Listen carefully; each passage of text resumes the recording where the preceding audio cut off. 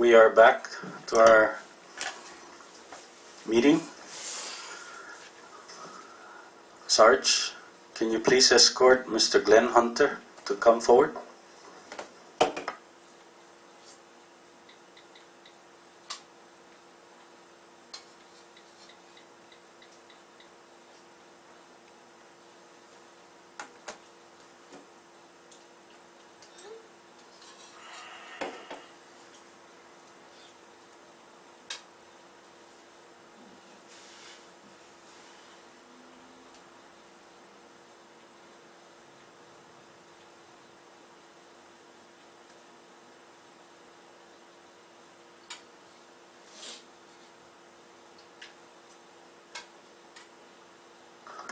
Mr. Hunter, good morning.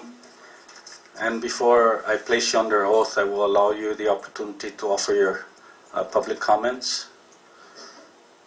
You can proceed. Thank you so much. For my public comments, I'm going to try and keep them as brief as possible, but I did prepare a statement. This is, like I said before, it's something that I intended to come and meet with the committee and give my testimony, my public comments at some point. And so I'll just do that now. I'll stay away from the the 3 articles that are concerning today's hearing until it comes to the testimony and I'm under oath, so I just pushed those aside. Those were, correct me if I'm wrong, 4, 6, and 11, and so I won't make any comment on those right now, but generally I would like to comment on the other articles as a member of the public and a concerned citizen. So for Articles 1, 2, 3, 5, and 7, those are the ones that I believe concern the massage incident. I just wrote some brief notes while I was out there, and I'd just like to say that I believe excuse me for reading, I don't do well with public comments. So I'm just going to read my notes real quickly. I don't believe there's any justifiable reason at all why a federal prisoner should ever be removed from custody at 3 in the morning and brought to anyone's house, let alone the house of the governor, and left alone in private with him. I believe this is, aside from the misuse of public resources, there are so many other questions that are raised. The questions that come to my mind was that the prisoner abused or threatened in any way when they were removed from their cell and taken to his house? Was there any coercion? Was there any exchange of information? Was there any exchange of money? Was her federal case contaminated in any way by a private meeting without federal observation or attorney present? Were they talking? I mean, what we're talking about is a federal prisoner being taken by a local leader into a private meeting without her attorney and any federal officials present. So when you're reviewing those articles of impeachment at a later date, I'd like you guys to kind of keep some of those questions in mind, because they're concerns as a member of the public that came to my mind at that time and still reside with me today. I'd also like to shine another side to it, and that's the humanitarian side to those articles of impeachment. And these are, to me, the most concerning. And when we look at those articles and we look at the details involved in them, and when you hold your committee meetings in specific for those, the humanitarian side might be overlooked, but I think it should be brought to the forefront. And that is that a woman in custody was transported by armed guards into the bedroom of a man in power at 3 in the morning. The doors were shut with him inside, and as he has publicly stated, she physically touched him. That's all factual information that we all have been given from this incident that occurred many years ago. And I think from a humanitarian perspective, that really needs to be addressed. That's beyond an abuse of power. Just put yourselves in that situation. You know what I mean? You have a foreign person who's a prisoner being woken up and taken to the dark hills where the governor lives in the middle of the morning, 3 a.m. in the morning, and then being brought into his bedroom. Now, some people might say that she never complained and she never filed a lawsuit about this incident. So why am I so concerned about it?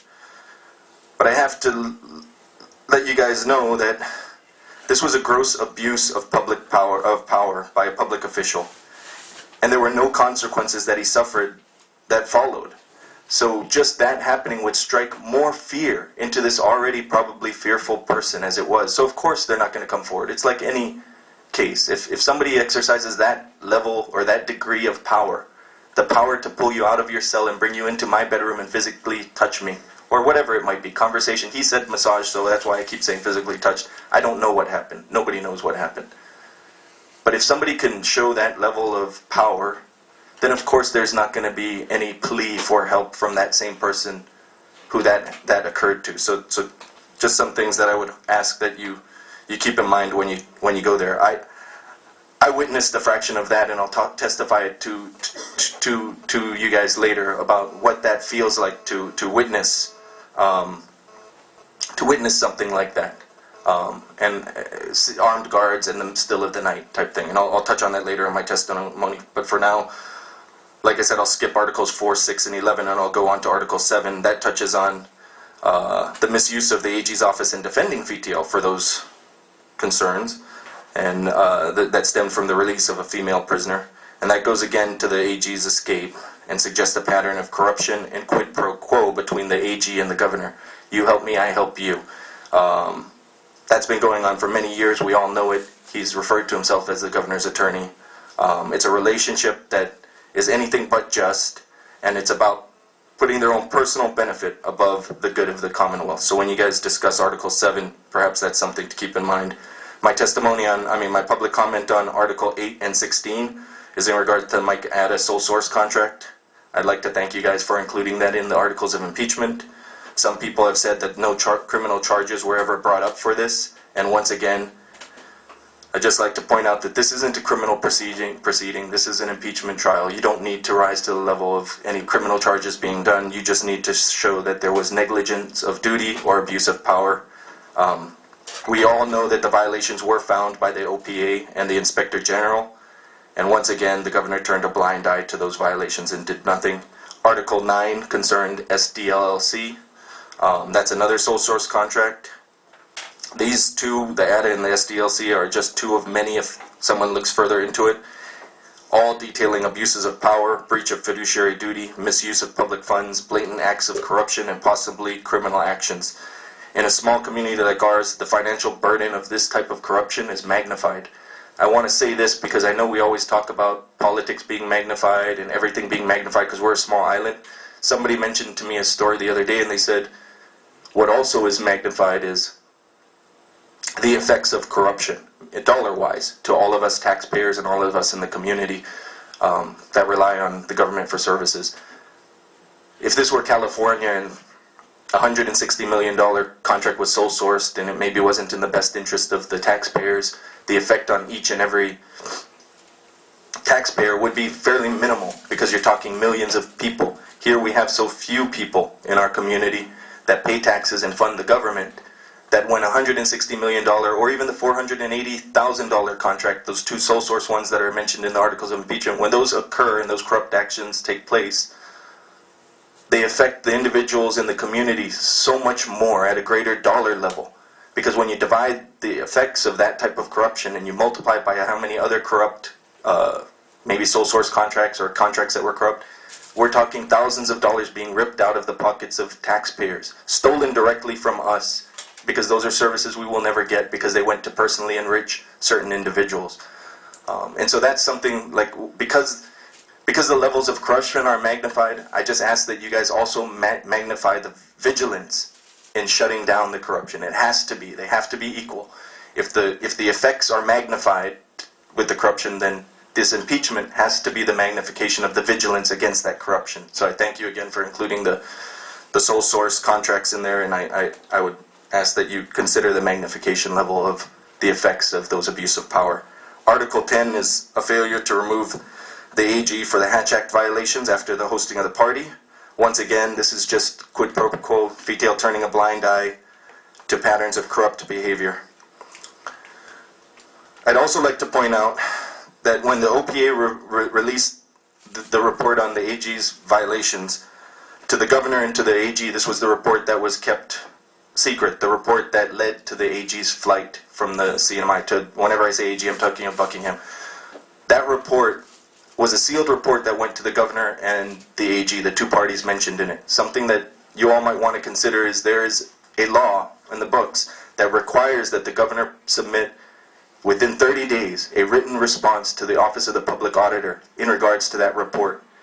That's in law. I went ahead and copied the section of the law, and it says a person to whom the public auditor has transmitted recommendation for action, and that was the report, the OPA report, within 30 days of receipt of that recommendation, a report to the public auditor in writing has to be made with the actions taken on the recommendation, and to the extent that the person declines to take any recommendation, to make any recommendation, to take any action on the recommended recommendations, they have to provide a statement for the reasons for his decision not to act on those recommendations. In this case, OPA clearly gave recommendations. The report was leaked last year. It was released 2 years prior.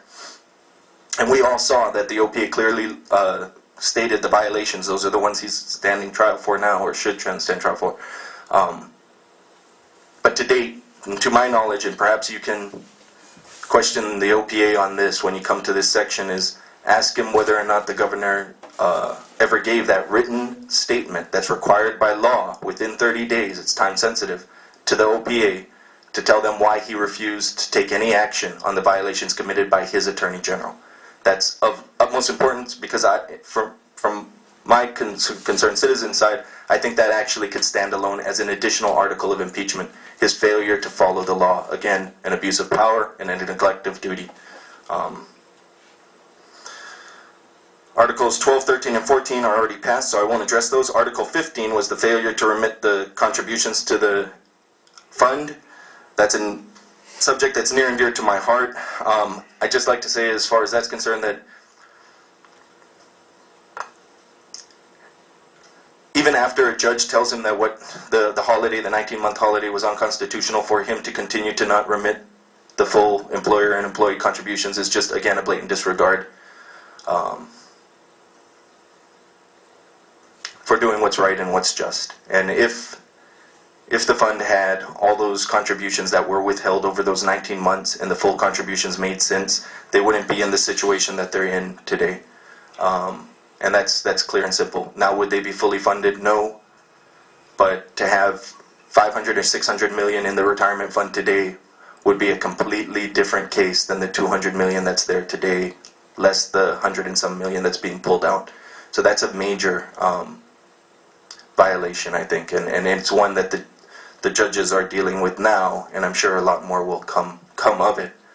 But thank you again for including that as an article of impeachment.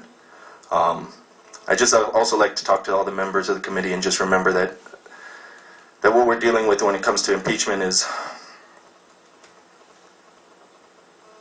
it all stems back to the oath of office that every one of you took and that the governor took. The governor, because when you read these articles of impeachment, it's clear that he has violated his oath of office. What I plead to the members of the House to do is please don't violate your oath of office. Please understand that oath of office asks that you defend and uphold the Constitution of the CNMI and all its laws and statutes. That's really important. And what this all comes down to is not party affiliation. I understand some members of the committee are in the same party with the governor. I understand some might be family members. I refer to him as my Uncle Ben. I always have. That's just how it is.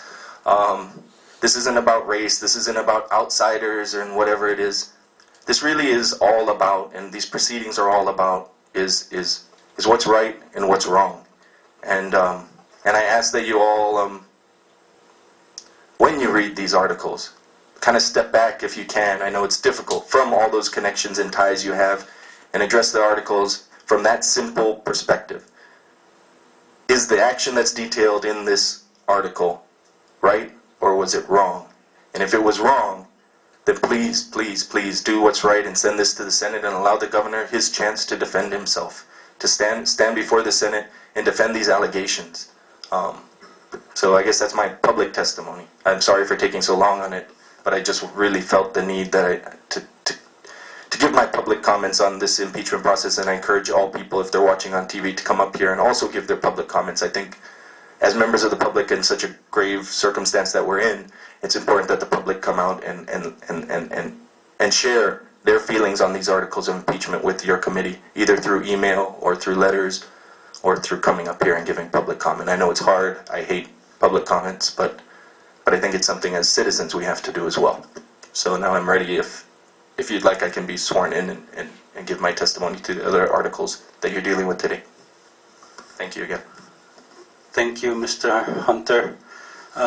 You can turn off your mic for now. And before I put you under oath, do you have a written copy of the testimony you've just provided? I have the notes I can email to you. They're just brief notes and maybe not as detailed as what I said, but I think they get the point across, so I can email those to the committee. Can or you, provide it to you. At a subsequent time, get the email of maybe the House Clerk, who is our repository for all our public comments, and submit that as a written record? Thank you. Now we will go on to receive